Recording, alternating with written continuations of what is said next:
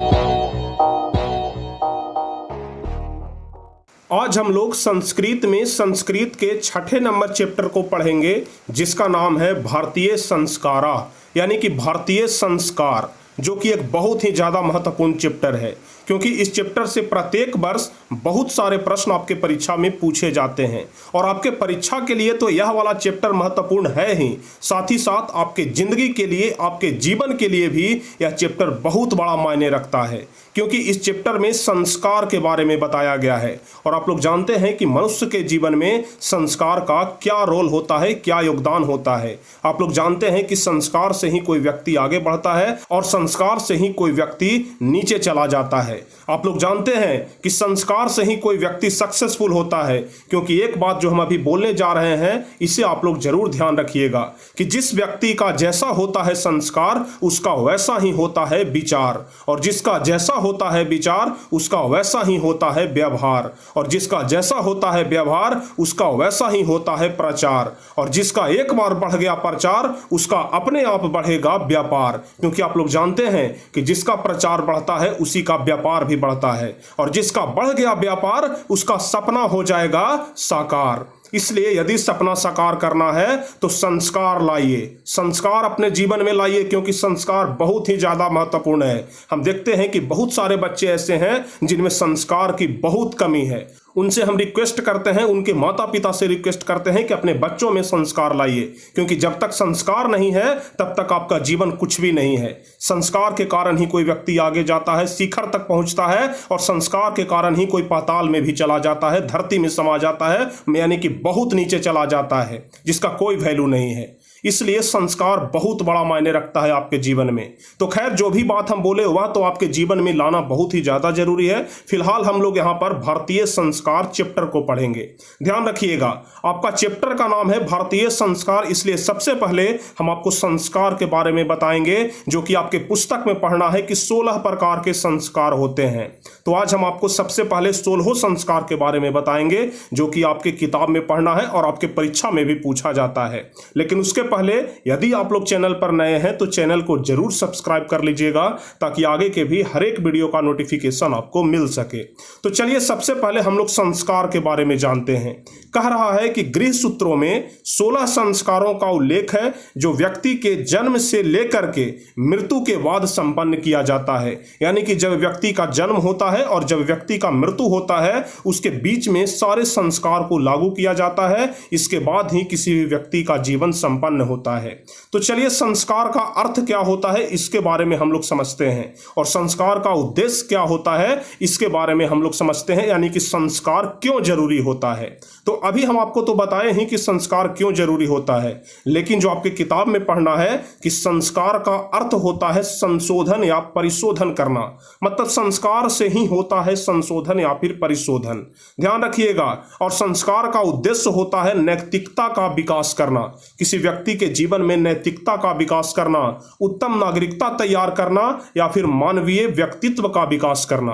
क्योंकि आप लोग जानते हैं कि संस्कार के कारण ही किसी मनुष्य के जीवन में बढ़िया व्यक्तित्व का विकास होता है। तो इसका मुख्य उद्देश्य यही होता है। अब हम लोग यहाँ पर देखेंगे 16 संस्कार के बारे में। ध्यान रखिएगा। तो 16 संस्कार इस प्रकार से प्रस्तुत किए जाते हैं, जिसमें सबसे पहला है गर्भाधान। जब जीव मां के गर्भ में आ जाता है, वह भी एक संस्कार ही है। ध्यान रखिएगा, जब कोई भी जीव हो या फिर कोई भी मनुष्य हो अपने मां के गर्भ में आ जाता है, उसे बोलते हैं गर्भाधान संस्कार, जो कि जीवन का सबसे पहला संस्कार होता है। उसके बाद दूसरा जो संस्कार है वह होता है पुष्पनम संस्कार, यानी कि गर्भ के तीसरे महीने में पुत्र की प्राप्ति के लिए जो विधि विधान होता है उसे बोलते हैं पुष्पनम संस्कार। यानी कि जब मनुष्य गर्भ धारण करता है, जब कोई भी औरत गर्भ धारण करती है, तब उसके तीसरे महीने में जो विधि विधान होता है, जिससे भगवान से यह प्रार्थना किया जाता है कि हमें पुत्र की प्राप्ति हो, उसे भी हम लोग एक संस्कार के तौर पर ही देखते हैं, जिसका नाम है पुष्पनम संस्कार। उसके बाद तीसरा संस्कार होता है सीमांतो नयन संस्कार, जो कि है भूत प्रेत से बचने के लिए। यानी कि भूत प्रेत से बचने के लिए जो भी संस्कार का पालन किया जाता है उसे बोलते हैं सीमांतो नयन संस्कार। यहाँ पर 16 संस्कार के बारे में विस्तार पूर्वक हम आपको बताएंगे, जो कि आपके किताब में भी पढ़ने के लिए नहीं है, लेकिन परीक्षा में पूछता है कि संस्कार कितने प्रकार के होते हैं। इसलिए यहाँ पर पूरे विस्तार से हम आपको समझा रहे हैं, बस आप लोग ध्यान से समझिएगा। तो 3 संस्कार के बारे में तो हम आपको बता दिए। अब चौथा संस्कार होता है जात कर्म संस्कार, यानी कि बालक के जन्म के अवसर पर जो धूमधाम मनाया जाता है, जो पूजा पाठ होता है, उसे हम लोग बोलते हैं जात कर्म संस्कार। और 5वां जो संस्कार है वह है नामकरणम संस्कार, यानी कि जन्म के 10वें दिन किसी बच्चे का जो नाम रखा जाता है उसे बोलते हैं नामकरणम संस्कार। 6ठा होता है निष्क्रमण संस्कार, यानी जब बालक को पहली बार घर से बाहर निकाला जाता है उसे बोलते हैं निष्क्रमण संस्कार। 7वां होता है अन्नप्राशन संस्कार, यानी कि जब बच्चा को पहली बार अनाज चखाया जाता है उसे बोलते हैं अन्नप्राशन संस्कार, यानी कि एक छोटा बच्चा के मुंह में जब पहला अनाज का दाना जाता है उसे हम लोग बोलते हैं अन्नप्राशन संस्कार। यह जितने सारे भी संस्कार बता रहे हैं आपके जीवन के लिए बहुत ही ज्यादा महत्वपूर्ण है। आपको याद रखना चाहिए कि हमारे जीवन में कौन कौन से संस्कार होते हैं और इन्हीं संस्कारों के बदौलत आज हम आगे बढ़ते हैं। चलिए 7 प्रकार के संस्कार तो हम आपको बता दिए। अब 8वां संस्कार होता है चूड़ा कर्म संस्कार, यानी कि जब पहली बार बालक को मुंडन करवाया जाता है। बोलचाल की भाषा में आप लोग बोलते होंगे कि मुड़ना है, बच्चे का मुड़ना होता है जिसमें बच्चे के बाल को निकाला जाता है, यानी कि जब बाल का मुंडन किया जाता है, जब सर का मुंडन किया जाता है उसे बोलते हैं चूड़ा कर्म संस्कार। उसके बाद 9वां संस्कार होता है जिसमें बच्चे का कान छेदा जाता है, ठीक है, उसे बोलते हैं कर्ण छेद संस्कार। तो 9वां संस्कार में आता है कर्ण छेद संस्कार, जब बच्चा को कान छेदा जाता है। उसके बाद 10वां होता है विद्यारंभ संस्कार, यानी कि विद्या का आरंभ करना, यानी कि ज्ञान की प्राप्ति के लिए जो सबसे पहले विद्या अध्ययन किया जाता है उसे बोलते हैं विद्यारंभ संस्कार, जब बालक को शिक्षा दिया जाता है। तो 10वां संस्कार भी आप लोग देख लिए। 11वां संस्कार होता है उपनयनम संस्कार, यानी कि जनेऊ धारण करने वाला। आप लोग देखते होंगे कि जो मनुष्य होते हैं वह जनेऊ धारण करते हैं, और ऐसा मानना है कि जनेऊ धारण करने से मनुष्य शुद्ध हो जाता है। तो जो जनेऊ धारण करने वाला संस्कार है उसको उपनयनम संस्कार बोलते हैं, ध्यान रखिएगा। उसके बाद 12वां संस्कार होता है वेदारंभ संस्कार, यानी कि वेदों का ज्ञान शुरू होना। जब मनुष्य को वेदों का ज्ञान शुरू होता है उस संस्कार को कहते हैं वेदारंभ संस्कार। और उसके बाद 13 नंबर होता है कि केशांत संस्कार, यानी कि बाल कटवाना या फिर दाढ़ी मूंछ कटवाना। जब व्यक्ति पहली बार अपना दाढ़ी मूंछ कटवाता है, बाल कटवाता है, तो उसे केशांत संस्कार बोलते हैं। उसके बाद अगला होता है समावर्तन संस्कार, जब व्यक्ति गृहस्थ जीवन में प्रवेश कर जाता है तो उस संस्कार को गृहस्थ जीवन का बोलते हैं समावर्तन संस्कार। उसके बाद मनुष्य के जीवन का जो सबसे महत्वपूर्ण संस्कार है वह है विवाह संस्कार। आप लोग जानते होंगे कि यह हर एक व्यक्ति के जीवन का बहुत बड़ा संस्कार होता है और जीवन का सबसे यादगार पल होता है विवाह संस्कार। यह सबसे महत्वपूर्ण संस्कार है जिसमें अग्नि के समक्ष 7 वचन देकर के 7 फेरा लगाते हैं, यानी कि अग्नि को साक्षी मान करके यह वचन लिया जाता है कि आज से हम दोनों एक हो गए, और 7 फेरा लिया जाता है और 7 फेरा में 7 वचन लिया जाता है। वह जीवन का सबसे महत्वपूर्ण संस्कार होता है और कन्या को सिंदूर दान किया जाता है। आप लोग विवाह संस्कार के बारे में भली भांति परिचित होंगे, जो जीवन का सबसे महत्वपूर्ण संस्कार होता है। और उसके बाद अगला होता है और सबसे अंतिम होता है अंत्येष्टि संस्कार, यानी कि जब व्यक्ति की मृत्यु हो जाती है, जिसे दाह संस्कार भी बोलते हैं। तो अंत्येष्टि संस्कार मनुष्य का सबसे अंतिम संस्कार होता है, यानी मर जाने के बाद जितने सारे भी क्रियाकलाप किए जाते हैं उसे हम लोग अंतिम संस्कार या फिर अंत्येष्टि संस्कार बोलते हैं। तो कुल मिलाकर के मनुष्य के जीवन में यही 16 संस्कार होते हैं जिसमें मनुष्य का पूरा जीवन सीमित होता है। तो उम्मीद करते हैं कि 16 संस्कार के बारे में आप लोग अच्छे तरीके से समझ गए होंगे। अब हम लोग इस कहानी का अर्थ देखते हैं, यानी कि आपके किताब में जो यह चैप्टर पढ़ना है भारतीय संस्कारा, इसका हम लोग हिंदी में अर्थ जानते हैं कि आखिर इस किताब में, आखिर इस चैप्टर में हमें क्या क्या पढ़ना है। तो चलिए, कह रहा है कि भारतीय जीवन में प्राचीन काल से संस्कार महत्व को धारण किए हुए है और प्राचीन संस्कृति का ज्ञान संस्कार से ही उत्पन्न होता है। यहाँ ऋषियों की कल्पना थी कि जीवन के सभी मुख्य अवसरों में वेद मंत्रों का पाठ होना चाहिए, यानी कि यहाँ पर जितने सारे भी शुभ कार्य होते हैं वहाँ पर मंत्रों उच्चारण होना चाहिए। वेद में जो मंत्र दिए हुए हैं, जो शुद्ध मंत्र होते हैं, उनका उच्चारण होना चाहिए। वरिष्ठों का आशीर्वाद, यानी कि जो हमसे बड़े हैं उनका जो आशीर्वाद लिया जाता है, यह भी एक प्रकार का संस्कार ही है। हवन, आप लोग जानते हैं कि पूजा पाठ में हवन किया जाता है, यह भी एक संस्कार ही है। एवं परिवार के सदस्यों का सम्मेलन होना चाहिए, आप लोग जानते होंगे कि जब शादी ब्याह का मौका होता है, बर्थडे का मौका होता है या भी कोई भी शुभ कार्य होता है, वहां पर परिवार के जितने सारे भी सदस्य होते हैं एक साथ मिलते हैं और जीवन का यह भी एक बहुत ही महत्वपूर्ण संस्कार है। और एक बात आप लोग हमेशा ध्यान रखिएगा कि जो संस्कार होते हैं वह सिर्फ दोषों को दूर करने और गुणों को प्रवेश करने में बहुत बड़ा योगदान निभाते हैं। यानी कि जो संस्कार होते हैं उनसे जितने सारे भी दोष होते हैं वह दूर हो जाते हैं और जो गुण होते हैं, जो अच्छा स्वभाव होता है, वह हमारे अंदर प्रवेश कर जाता है। आप लोग ध्यान रखिएगा कि शिक्षा संस्कार में अक्षरारंभ सबसे पहला संस्कार होता है।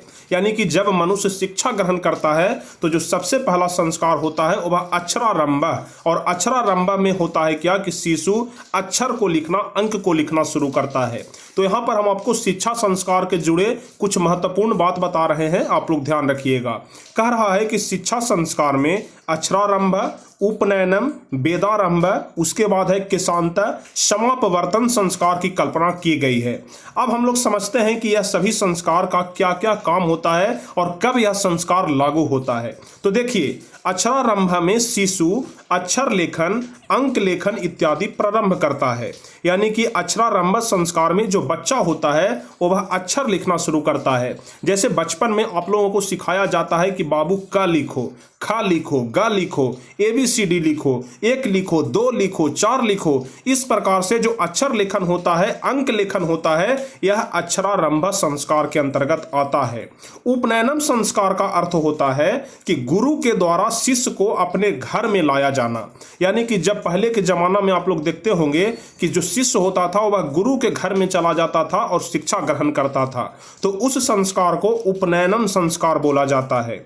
और ध्यान रखिएगा कि वहां शिष्य शिक्षा के नियमों का पालन करते हुए अध्ययन करता है।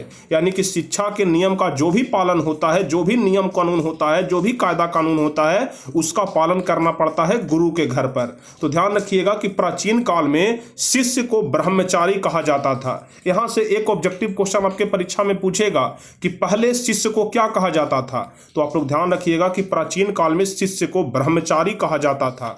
और आप लोग ध्यान रखिएगा कि गुरु के आश्रम से ही सर्वप्रथम शिष्य वेदों का ज्ञान प्राप्त करते हैं। बहुत बड़ा महत्वपूर्ण चीज है कि गुरु के आश्रम से पहले आप लोग देखते होंगे कि जो शिष्य होते थे वह गुरु के आश्रम पर ही चले जाते थे और गुरु की पूजा करते थे, गुरु माता की पूजा करते थे और वहीं पर अपना पूरा शिक्षा ग्रहण करते थे और सर्वप्रथम वेदों का ज्ञान प्राप्त करते थे गुरु के घर पर ही। वेदों का महत्व प्राचीन शिक्षा में उत्कृष्ट माना जाता है। और ध्यान रखिएगा, केशांत संस्कार भी शिष्य का गुरु के आश्रम में होता था। यहाँ गाय दान मुख्य कर्म था। यानी कि केशांत संस्कार में गाय को दान किया जाता था, जिसे हम लोग गोदान संस्कार भी कहते हैं। यानी कि गोदान संस्कार का दूसरा नाम है केशांत संस्कार। आप लोग ध्यान रखिएगा। यानी कि केशांत संस्कार में जो शिष्य होते थे वह अपने गुरु को गौ दान करते थे, यानी कि गाय को दान में देते थे। समापवर्तनम संस्कार का उद्देश्य शिष्य को गुरु के आश्रम से गृहस्थ जीवन में प्रवेश करना होता था। यानी कि जब शिष्य जो होता था वह शिक्षा पूरी कर लेता था, यानी कि जब गृहस्थ जीवन में प्रवेश कर जाता था तो उसे ही हम लोग समापवर्तनम संस्कार के नाम से जानते हैं। और ध्यान रखिएगा कि शिक्षा के अंत में गुरु शिष्य को उपदेशित करके घर भेजते थे, जिसे बोला जाता था कि गुरु अपने शिष्य को उपदेश दे रहे हैं। उपदेशों में मुख्यतः जीवन के धर्मों को समझाया जाता था, जैसे सच बोलना चाहिए, धर्म का आचरण करना चाहिए, स्व अध्याय में आलस नहीं करना चाहिए। यह सारे संस्कार जो होते थे वह गुरु के द्वारा उपदेश के तौर पर बच्चों को यानी कि शिष्यों को दिए जाते थे। और ध्यान रखिएगा, विवाह संस्कार से ही मनुष्य गृहस्थ जीवन में प्रवेश करता है। यानी कि जब मनुष्य का विवाह हो जाता है तो वह गृहस्थ जीवन में प्रवेश कर जाता है। विवाह एक बहुत ही ज़्यादा पवित्र संस्कार माना गया है। यहाँ अनेक प्रकार के कर्मकांड होते हैं, जिनमें वचन देना, मंडप बनाना, बहू के घर में वर पक्ष का स्वागत करना, वर वधू का परस्पर निरीक्षण करना, उसके बाद कन्यादान, उसके बाद होता है कि अग्नि स्थापना करना, पानी ग्रहण करना, धान के लावा से किए जाने वाला हवन, उसके बाद है पति के साथ पत्नी का 7 बार घूमना, उसके बाद सिंदूर दान इत्यादि। यह जितने सारे भी कर्म होते हैं यह विवाह संस्कार के अंतर्गत ही आते हैं और सभी जगह समान रूप से विवाह संस्कार का आयोजन होता है। उसके बाद गर्भाधारण संस्कार से होते हुए पुनः जीवन चक्र घुमाता है। यानी कि विवाह के बाद जो संस्कार होता है वह गर्भाधारण संस्कार होता है, जिससे बच्चे जन्म लेते हैं। तो वह भी एक संस्कार ही होता है और जिससे जीवन चक्र चलता रहता है और मृत्यु के बाद अंत्येष्टि संस्कार का अनुष्ठान होता है। इस प्रकार भारतीय जीवन दर्शन का महत्वपूर्ण स्रोत संस्कार है। जब व्यक्ति मर जाता है तो आप लोग देखते होंगे कि बाल को मुड़वाया जाता है, उसके बाद आप लोग देखते होंगे कि भोज का आयोजन किया जाता है, यानी पूरे कर्म धर्म के साथ में अंत्येष्टि संस्कार होता है जो कि मनुष्य के जीवन का सबसे आखिरी संस्कार होता है। और ध्यान रखिएगा कि मृत्यु के बाद जो संस्कार होता है उसे ही हम लोग अंत्येष्टि संस्कार बोलते हैं। और इस प्रकार भारतीय जीवन दर्शन का महत्वपूर्ण स्रोत संस्कार है, यानी कि भारतीय जीवन में संस्कार का बहुत बड़ा योगदान है। तो कुल मिलाकर के संस्कार के बारे में इतना ही बताया गया था आपके इस चैप्टर में, जो कि हम आपको बहुत ही अच्छे तरीके से बता दिए। तो उम्मीद करते हैं कि यह बात आप लोगों को अच्छे तरीके से समझ में आ गया होगा। एक एक बात आप लोग अच्छे तरीके से समझ गए होंगे, किसी प्रकार का कोई दिक्कत नहीं होगा। यदि किसी प्रकार का कोई दिक्कत है, कोई बात समझ में नहीं आया है, तो आप लोग नीचे कमेंट जरूर करिएगा और यह भी बताइएगा कमेंट करके कि यह वीडियो आपको कैसा लगा। और यदि आपको वीडियो अच्छा लगा हो तो वीडियो को लाइक और शेयर जरूर करिएगा। और साथ ही साथ हम आपको बता दें कि आज के अगले वीडियो में हम आपको इसका पूरा प्रश्न उत्तर बताएंगे, यानी कि आपके किताब में जितने सारे भी प्रश्न दिए गए हैं उस सब का उत्तर बताएंगे। तो चलिए अगले क्लास में हम आपको प्रश्न उत्तर बताएंगे ही, लेकिन फिलहाल अभी आप लोग इस वीडियो को लाइक कर दीजिए, अपने दोस्तों के बीच शेयर कर दीजिए और जो भी स्टूडेंट इस चैनल पर नए हैं तो चैनल को जरूर सब्सक्राइब कर लीजिएगा ताकि आगे के भी हर एक वीडियो का नोटिफिकेशन आपको मिल सके। तो चलिए फिर मिलते हैं अगले क्लास में, तब तक के लिए जय हिंद, धन्यवाद।